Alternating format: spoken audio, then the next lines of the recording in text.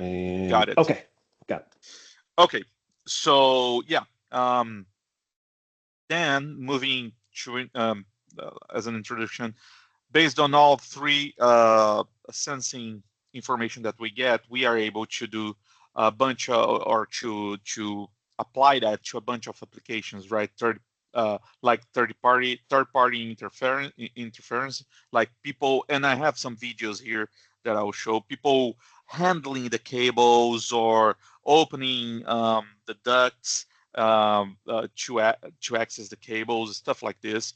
Other things like someone digging close to your fiber, which I think is what you guys are looking for. That right? So to even before the digging starts, you be able to prevent it.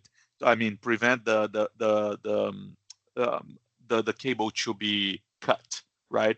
Then we also have, like in the strain side of the house, checking the degradation due to the strain over time, and even for some other direct applications of the strain is like icing, where a bunch of those up north, right, like Canada or uh, places where the accumulation of ice in the cables is a real problem. So this is another application. And on the temperature side of the house, several cool application like the one we have been working right now, like people that is drilling a well for oil extraction.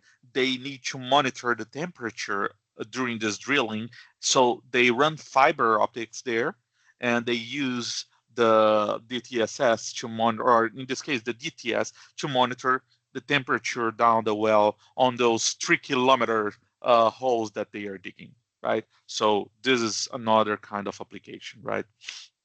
So on the principles, if you are used to an OTDR, so it's basically the same principle. The only difference is that on the regular OTDR that we are used to, we analyze, well, the OTDR you guys know, right? You send the pulses and you get the back scattering. So we analyze the Rayleigh scattering for the regular OTDR, right? But we also have the Brilliant and the Raman scattering to be analyzed. And when we do this, for, like I said, for the regular Rayleigh scattering, we get the regular OTDR we are used to. Then if you look at the Raman scattering, you get temperature from analyzing this scattering. From the Brilliant, you get both temperature and strain, and VIAVI does have a patent to separate it both um, and analyze them together, but separating both one from the other. And if you add a coherent detection on the Rayleigh scattering, you are able now to check vibration, acoustic vibration on your fiber. And this is the principle we use for the DAS system, right? So basically here, applying that, now focusing on the DAS, right? Uh, we have here a segment here without the vibration. We have this peak here. When we apply the vibration on this part of the fiber, we have this response when we analyze it with the coherent detection, and then the difference is the light that is the intensity of the light that is changing. And this is what we actually analyze. Yeah, now it's working. This is what we actually analyze on this, the waterfall graph here over time, and checking the intensity of this acoustic stimulus, right? So this is what we are doing with the DAS system.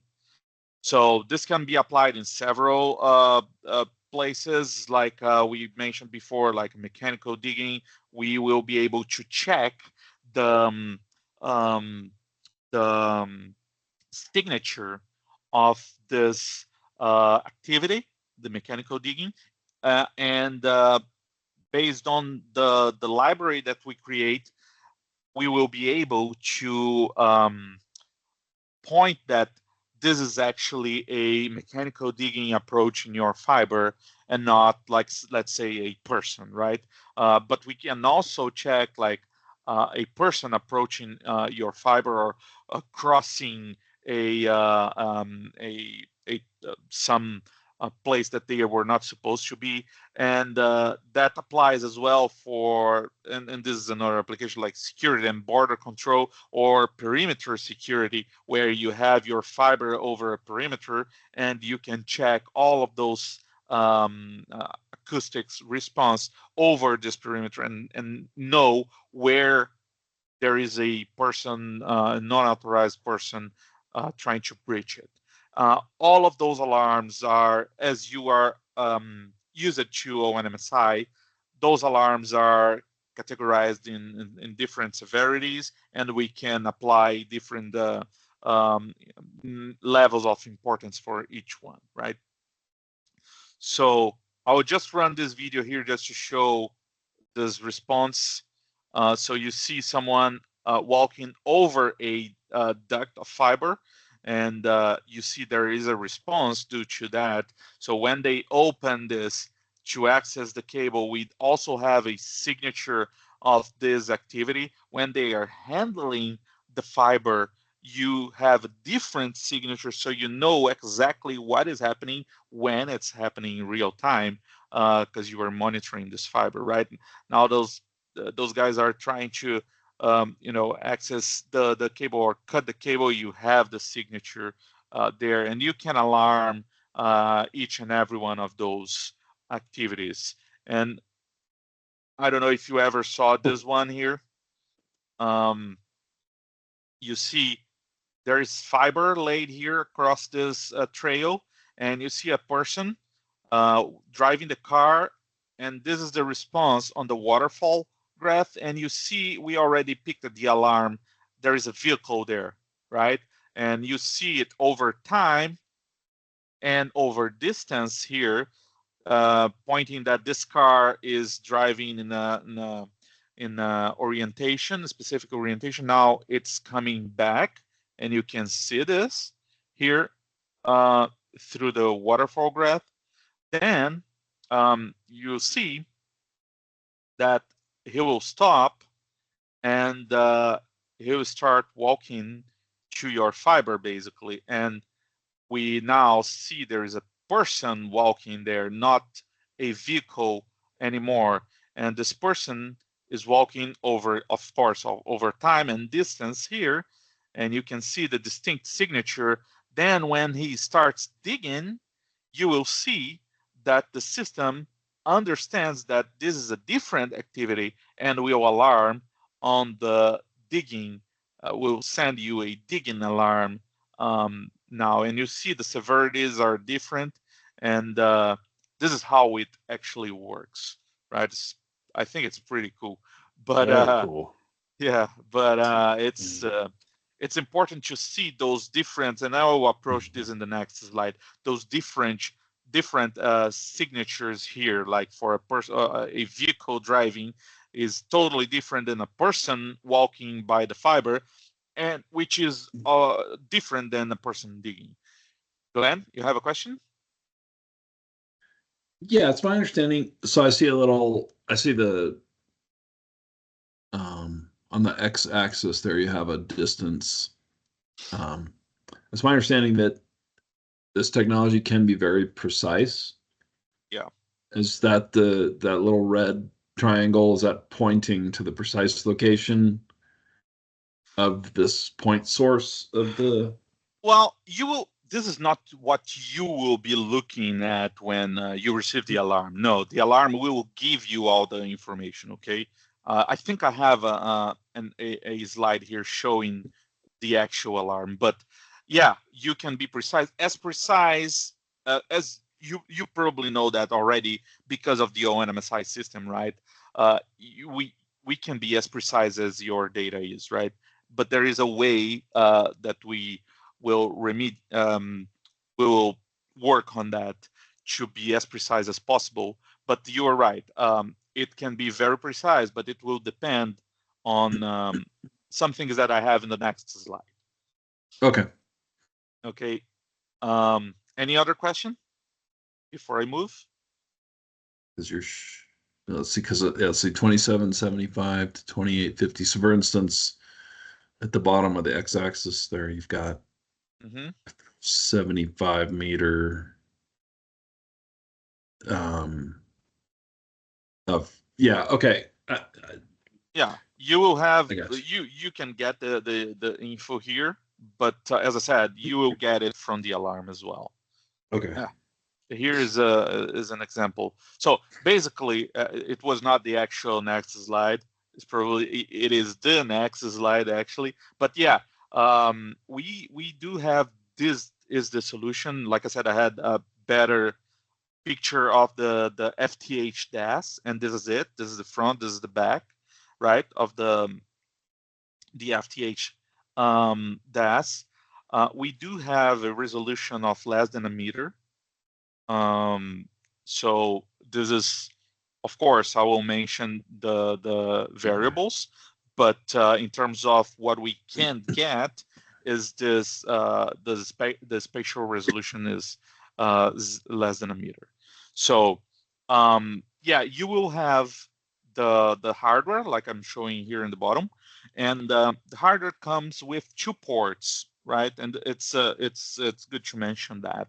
So we can plug 2 fibers there, and each fiber can be analyzed up to 50 kilometers, so 50 kilometers, right? So with one FTH DAS, meaning you can monitor up to 100 kilometers, 50 to one side, another 50 to the other side.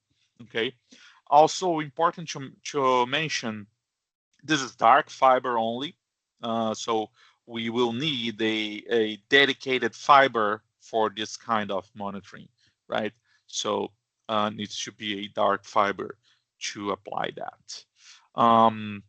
Yeah, and then on the software side, you will have, like I mentioned, this is just an example here of one alarm being sent, and you have the distance here, the position on the fiber. You have all the information like you have on a ONMSI alarm, right? So Luis, you can How? still have a unit on either side of a span, right? So you can you could test the 50 kilometers A to coming B, from location yeah, A, and then 50 kilometers location B. yeah, Uh, A to B same and C same to B, yeah. same fiber. That's okay. Well, I mean, I And don't have the answer for that. To be honest, I will assume that since we do have this for for ONMSI, we might be able to apply this here. It comes with a caveat though, because you can be monitoring 24 by 7 one fiber with DAS, and then if you need to do this, like monitor the same fiber A to B then C to B, then you will have to interrupt one and monitor from the other side. So that means that you will not be really monitoring 24 by 7, but you will be ping ponging between those two ends, right? So I'm not saying this is how we do. I honestly don't have the right answer to this question, but I am assuming this would be possible, right? I will double check, of course, with Daniele to see if this is something we applied here as well. But if not, then yes, you would have to use 2 different fibers. gotcha. Okay. Okay, Thanks. no problem. So yeah, so basically how it works is you are monitoring, like I just said, this fiber here, and you have a stimulus, an acoustic response on your fiber there, and then let's put this way: an event will be detected, and the system will check on the library of events that we have and we fine-tuned to see if this applies to any of the signatures that we have, right? And if it does, it will classify it based on the library, and then we'll send you an alarm. If not, if this is a different response from every single event that we have cataloged already on our library, then it will go to a non-referenced alarm. So you can define the severity for non-referenced alarms based on how intense is the response, or is the activity there. So let's say we were having a discussion around that 2 weeks ago. So let's say I personally had a tornado here during Milton, right I mean a mile from my window here. So Eesh. I was, yeah, that's true. I filmed it, but I was wondering if there was a fiber that was being monitored there, what it would pick up, because this system is so sensitive that it can pick up the wind blowing the trees. The trees will vibrate, and the root of the trees that are close to the fiber will create noise. So this is a reason, and the another reason for the calibration aspect that I will explain the next slide. So I was wondering, a tornado, such a violent wind, how it would show. And then another question I had was, hey, if I want to analyze that, if I want to have that as a important event, how would we do this? And the answer was, yeah, that will not be a categorized event like a mechanical digger, a person walking close. No, we cannot simulate and calibrate a tornado, right? Even because the tornado will create different response. But what we can do is categorize this or based on the intensity of the response, and then send you an alarm saying, hey, this is a non-referenced alarm, non-referenced event, but hey, it is pretty intense. So check this out. You don't know what it is that is causing it, but based on how intense it is, you can still receive an alarm. So this was something that I'm bringing up because I had this discussion 2 weeks ago. So I think it was cool. So yeah, but on the regular events, this is how it's gonna go.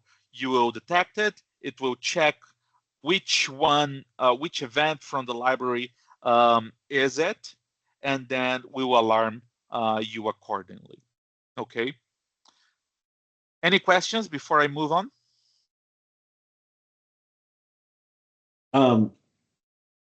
Maybe you're going to answer this. How intense is the data communication back to ONMSI? Is it like a massive amount of data?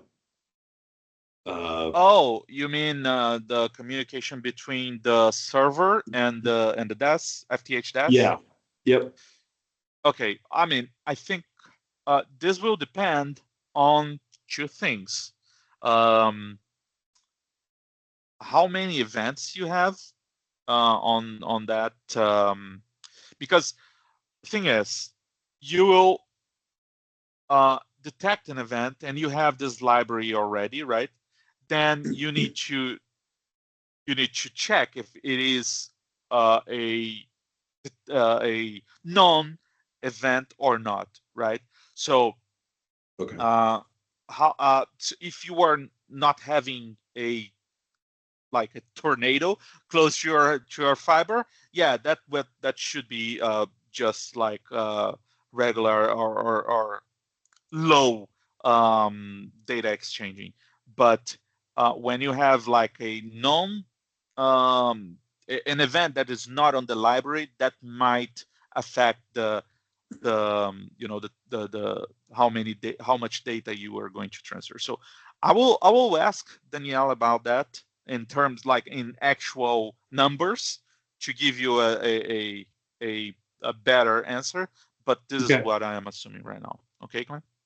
I've seen a different app, DAS, where it's just streaming all the raw data up to some type of like an AI enabled, like a machine learning enabled system, and it's looks like it's gigabits per second. It Yeah, Whoa. doesn't sound like that's the case here. I don't know. We do have heavy processing on the FTH DAS itself. Okay. So I don't know if everything is going to the server or not. I'll double check that. Okay. Okay. Okay.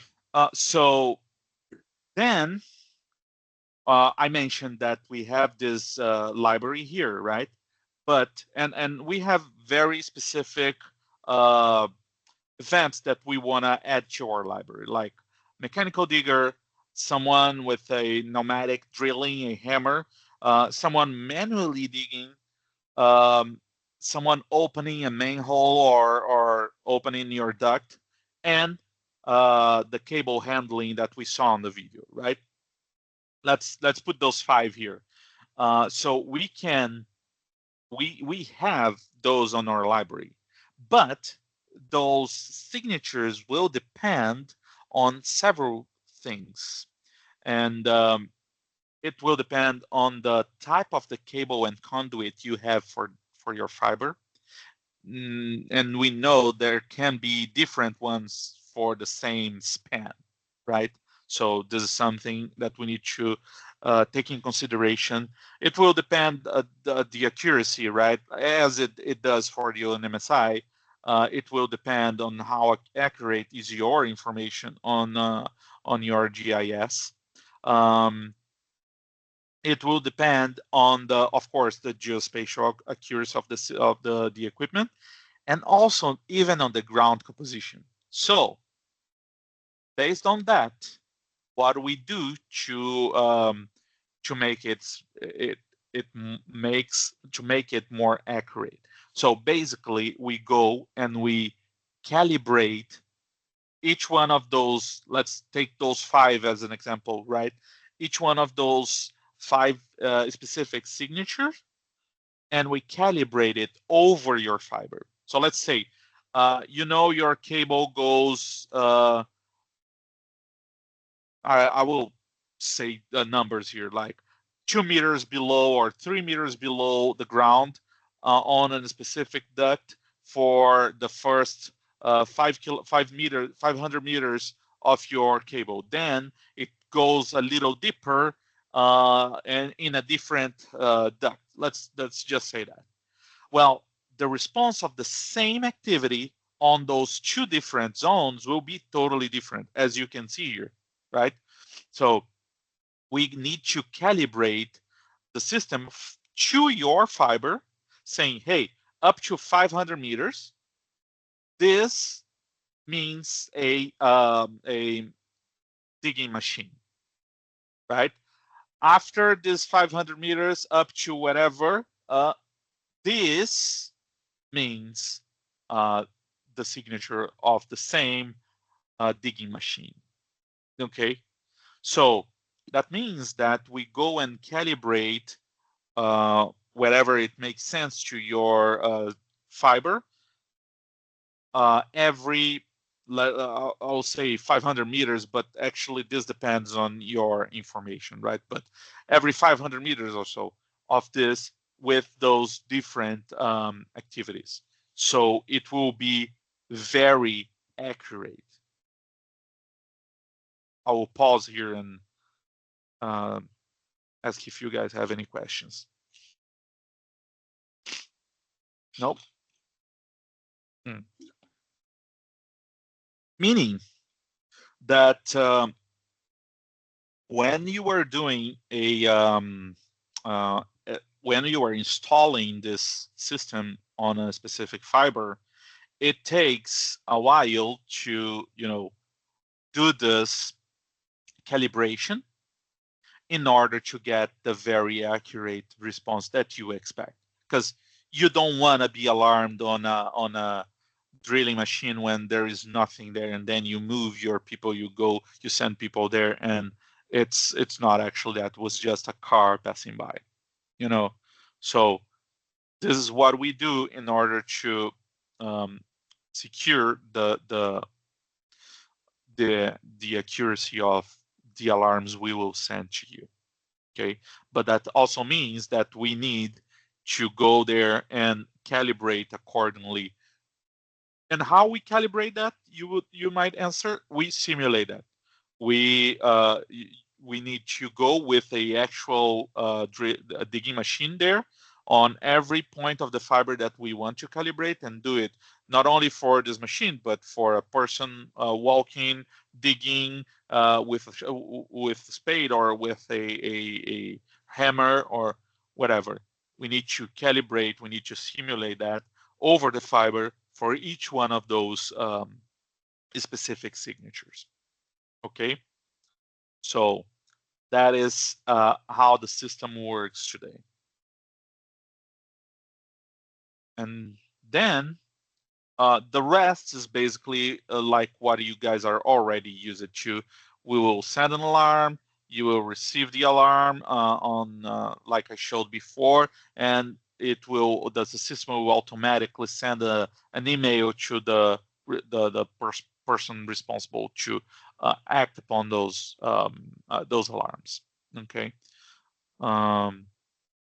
Here, even better picture of the FTH DAS on the rack. A server using a regular server, an AMS server here, just to point out that we would need to add this server in a rack as well. And then the ecosystem is the same as we have for the ONMSI. Basically, the same things that we integrate with ONMSI will be available for the FTH DAS, like the SNMP, the APIs, everything that you guys are used to. And with this, I finish my presentation. Okay. Go ahead, Glenn. Previous slide. On the previous slide. Sure. This one? If I've already done integration between ONMSI and 3GIS for like FTH 9000, can that be reused for FTH DAS? Well, you will use. I mean, assuming that you have the very same fiber there, right? If we are talking about the GIS for the fiber. Yeah. I mean, I'm not 100% sure, but maybe we can leverage this integration. I think so. Now that I'm thinking here, I think we would be able to leverage this if done already. The only problem is, it needs to be the exact same fiber, right? Or cable. Or the same fiber link. Yeah. I believe I do remember Rodrigo saying that we could use the same integration there. But great question, Glenn. We'll confirm that. Yeah. I mean, it's just that. Yeah, I mean, we might be monitoring different. The ONMSI is still